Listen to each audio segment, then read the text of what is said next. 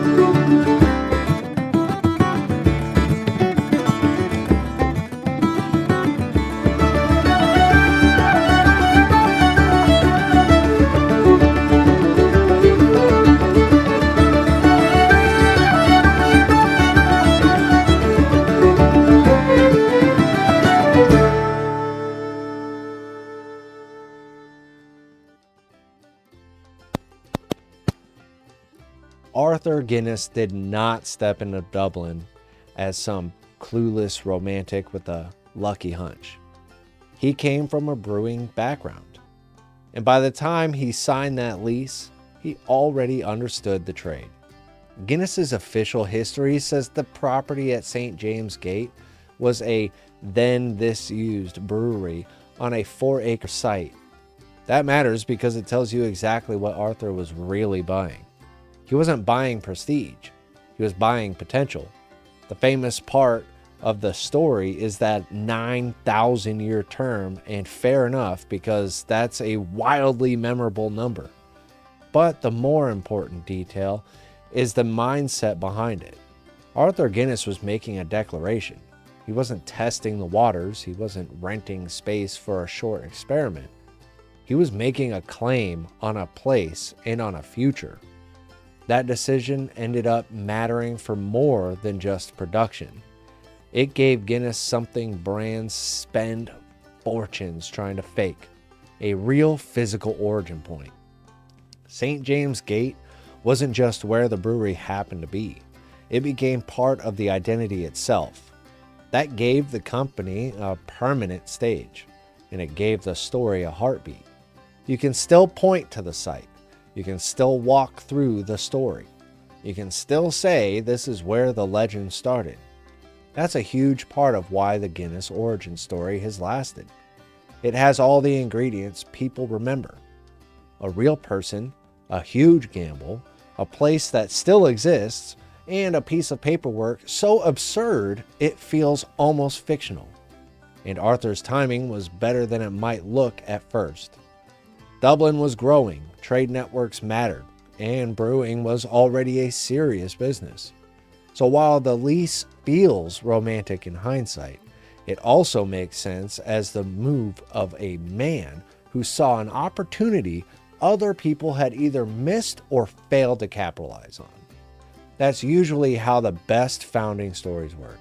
They sound legendary later, but at the time, they were really about somebody spotting value where other people saw decline. Arthur Guinness saw a half-forgotten site and imagined permanence.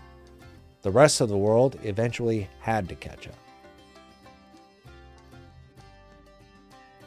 The next major turn is where Guinness stopped being just another brewery and started becoming Guinness.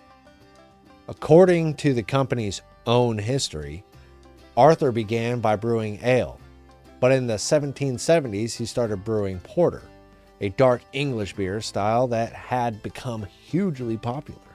Then came the real commitment. By 1799, Arthur had stopped brewing ale entirely and focused on porter. That moment is easy to overlook if you're just telling the broad company story, but it's one of the most important decisions in the whole episode. Because that's the point where the brewery stops trying to be general and starts becoming specific. It finds its lane. That choice is a big reason the brand lasted. Plenty of businesses stay forgettable because they never decide what they actually are. Guinness did. Porter gave the company a signature. It gave it a visual identity, a reputation, and eventually a taste profile that people could associate with the name almost instantly.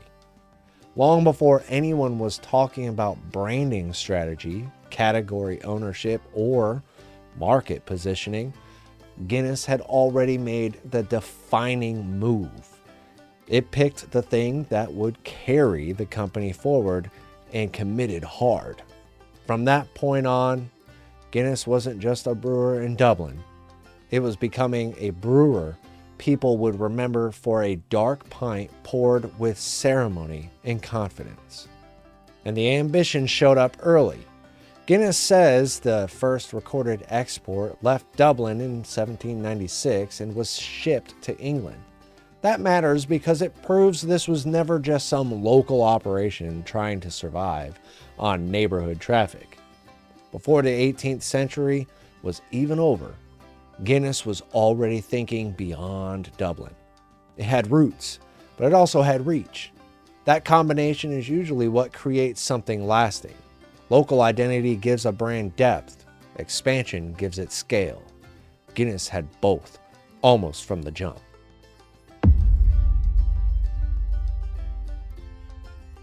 Once Guinness had its identity, the story becomes one of expansion, infrastructure, and sheer scale. Britannica says Guinness was the largest brewery in Ireland by 1833, and by 1883, it was the world's largest brewery. This is an insane transformation when you think back to the image of Arthur leasing a neglected site for £45 a year. In a little over a century, the gamble had become a powerhouse, and not in the soft modern sense where every company calls itself iconic. Guinness became massive in the physical, industrial, unmistakable sense. It built systems, it moved product, it created jobs, it turned brewing into a machine.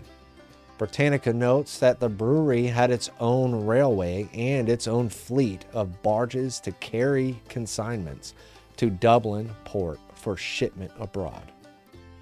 In the 1930s, around 5,000 people worked there. At that point, Guinness was not just a brewery with a cool backstory. It was a major industrial employer and a force in the city's daily life. That detail matters because it grounds the myth in something physical. It reminds you that the story wasn't sustained by a clever logo and a good origin tale alone. The legend sat on top of steel, labor, transport networks, and output. Guinness became folklore because there was a real industrial body underneath the folklore holding it up. And that industrial rise also widened the story beyond Arthur himself.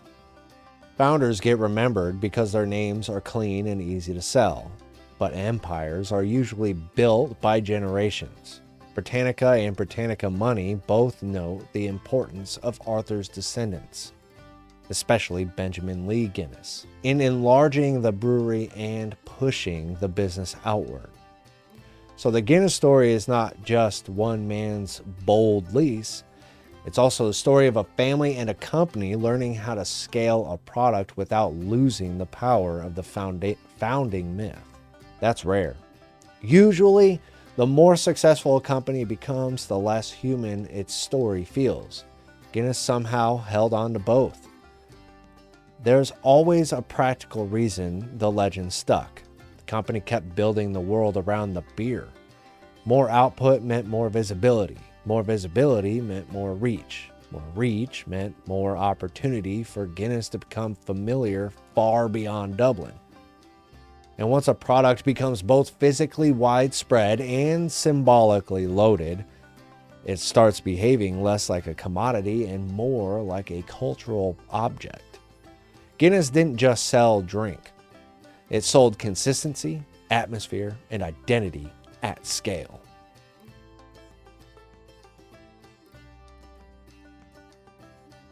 At some point, Guinness crossed a line that only a handful of products ever cross.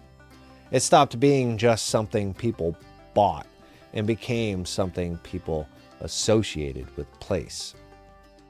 Guinness's official history of the Harp says the company first used the Harp on bottle labels in 1862 to identify Guinness as an Irish beer and as a mark of quality, and later trademarked the symbol in 1876. Sounds like a simple branding choice, but it was much bigger than that. The company was deliberately tying the product to Irish identity. It was saying this isn't just beer from somewhere in the British Isles.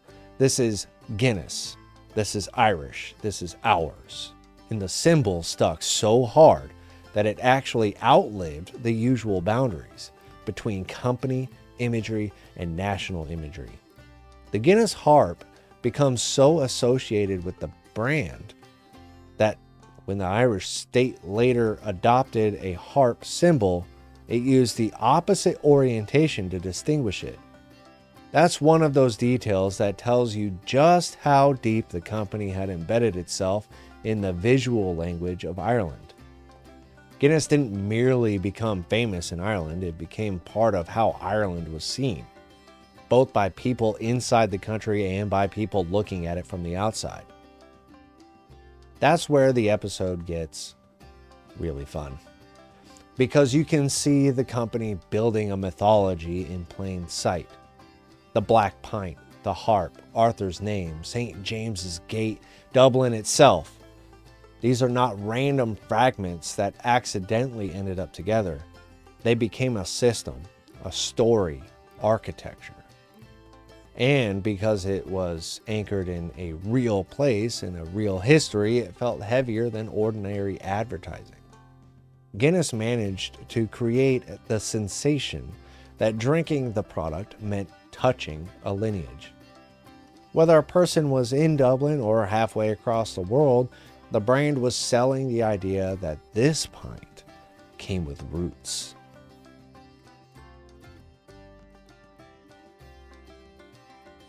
One of the smartest things Guinness ever did was realize that if a brand already had a good story, advertising should make it feel bigger without breaking the spell. Guinness's official advertising history says the company didn't advertise at all for roughly 170 years, then agreed in 1929 to start with the first official newspaper ad carrying the slogan, "Guinness is good for you." That alone tells you the company understood something important. It knew the product had already built trust, so the advertising couldn't feel cheap. It had to feel like an extension of the legend. Then came one of the most recognizable campaigns in the brand's history. The Guinness Storehouse notes that the toucan debuted in autumn 1935 and became one of the company's most beloved advertising symbols, returning in later decades because it worked so well. That's such a perfect Guinness move. On one hand, the brand had all this weight, age, tradition, industrial scale, national symbolism. On the other hand, it was smart enough to package that weight through playful, memorable imagery that ordinary people could latch onto. That kept the brand from turning into a museum piece. Guinness felt old, but it didn't feel dead. It felt historic, but still alive enough to joke. And that balance matters. A lot of old brands either become stale or become so desperate to stay current that they throw away what made them special. Guinness was good at walking the line. It kept the mythology, but it also refreshed how people encountered it. The brand could be grand and playful at the same time. That's part of why it stayed in culture instead of just in archives. It didn't merely survive on nostalgia, it kept reintroducing itself in ways people remember.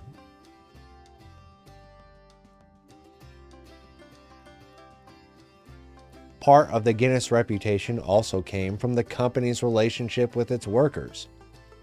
Guinness's own history says the brewery paid roughly 10% more than the average industrial wage in Dublin, and that in 1870 it established a medical center that offered free health care for employees and their families.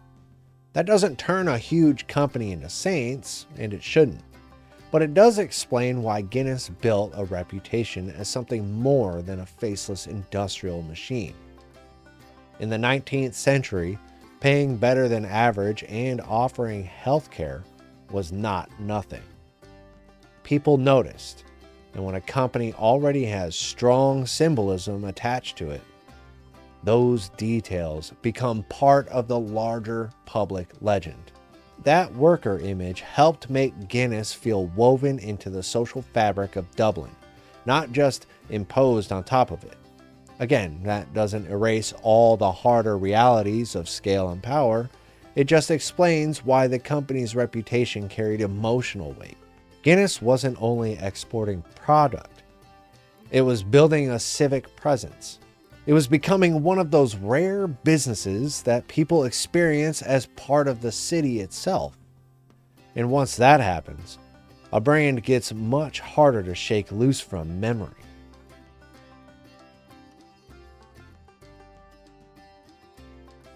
The strangest part of the Guinness story might be that it survived modern corporatization without losing its aura. Guinness is now a Diageo brand, which means the old brewery story sits inside of one of the biggest drinks companies on earth. But Diego's brand material still leans on the same foundations. Arthur Guinness, St. James Gate, the dark pint, the long history, the image of something rooted. That's because those old pieces still work. They still carry emotional force. The modern footprint is global. Public Diageo material has described Guinness as sold in around 150 countries, while other recent corporate phrasing has described it as brewed in 49 countries and sold in over 120. The exact numbers shift depending on the document and how the company frames global distribution. But the conclusion is the same either way. The thing Arthur set in motion at St. James Gate did not remain a local Dublin success story. It became a global product with local myth still attached to it. That's an incredibly hard balance to maintain. Usually, once a brand scales that far, it starts to feel placeless. Guinness still manages to feel like it came from somewhere. And that's probably the real secret of the whole story. Guinness became huge without fully surrendering the atmosphere of age, place, and ritual that made people care in the first place. When people think of Guinness, they don't picture a spreadsheet. They picture Dublin. They picture an old brewery gate. They picture the dark body of the stout and the pale head above it. They picture tradition, even if the product in front of them is now moving through one of the largest beverage systems in the world. That is not an accident. That is decades and decades of identity building done frighteningly well. That's why the Guinness story is so good. It starts with a lease that sounds fake, moves through a product decision that gave the company its identity, grows into one of the biggest brewing operations on earth, and then settles so deeply into culture that the brand almost stops feeling like a brand at all. Arthur Guinness could not have known exactly what St. James Gate would become when he signed that paper in 1759. But he clearly knew he was making a serious bet. More than 260 years later, that bet is still paying out, not just in sales or exports or tourism, but in memory. Guinness survived because it mastered something most companies never touch. It became old without becoming irrelevant. It became global without feeling placeless. And it became corporate without losing the story that made people care in the first place. For a brewery, that's impressive. For a brand, it's rare. For a cracked Relic episode, that's exactly the kind of history worth telling.